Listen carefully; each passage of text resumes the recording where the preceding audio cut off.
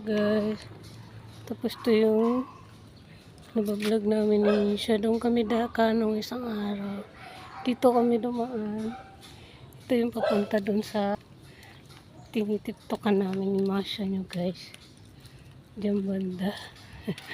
Ayan naman si Kuya. Natawag ka Masha oh. Yung friend mo. Ayun siya doon oh. Ayaw niya kasing gumala eh. Ayaw niya kasi guys maglakad. Pinipilit ko lang kasi. Wala na, maghapon na lang itong maghihiga, matulog. Sexy pa maglakad. Uwi na tayo. Wet naman dun, oh. Guys, yung saan kami nagtitiktok ni Masha nyo. Doon kami galing. Ito yung basketball court kung saan maraming puno dyan. Ayan. Alam nyo ba guys? Maganda talaga sa lugar yung maraming puno, nakaka-fresh ng fresh air. Nakaka-fresh ng fresh air. Nakaka-fresh guys ng peace of mind. Nakaka-relax kasi may nakita kang puno. Kikita ka dyan na lumilipad na ibon and ano pa ba? Humuhuning ibon.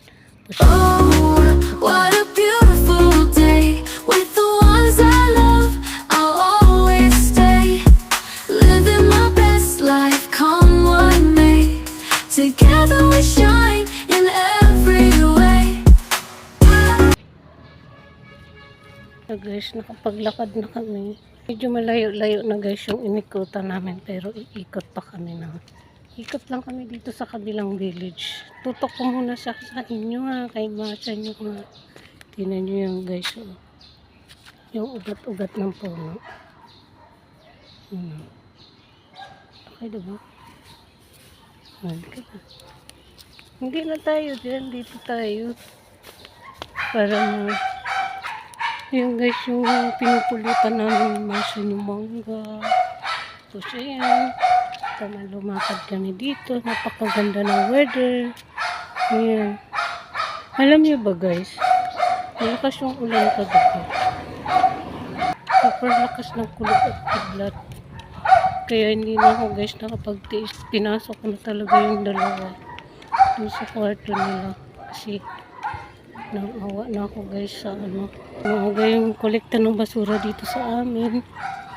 Ayan, magre-report pa yan dyan guys sa club. Oo nga, ito ng buko guys na naman si Masha. Tapos yun yung paligid ng mga bahay dito guys. May mga puno, avocado.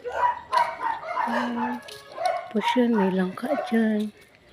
Diba nakaka-relaxing kapag ganyan guys yung makikita mo. Sexy naman na ito. Bilisan mo naman.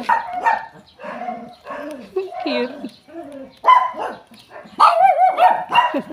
Ano ba ng tali? Ang cute naman ng tali mo siya. Diba? Tapos marami langka dyan. Hala, hinog na siguro yung langka na yan guys. Oh. Guys, good morning. Good morning po. Wow guys, ang ganda na ng ayan oh. Look. Wow. Very beautiful na guys oh. Kapitbahay namin dito na bagong gawang bahay. Tingnan mo naman yung niya, carpet, Bermuda. Bahay ni Chichay. Ayun si Chichay sa ilalim. Ganda. Basta nagustuhan ko yung bahay niya kasi simple lang, ganyan lang siya oh. Ayan, mababa lang siya. Tapos yung kotse niya dyan, yung motor niya. Tapos yan. Ayan yung pinakabakod niya guys. So, stainless bakal. Madali lang putulin kapag Ayan. Ha? Diba yung video natin yung nakaraan guys? Lupa pa lang yan. Kahapon kasi sila naglagay niya. Tapos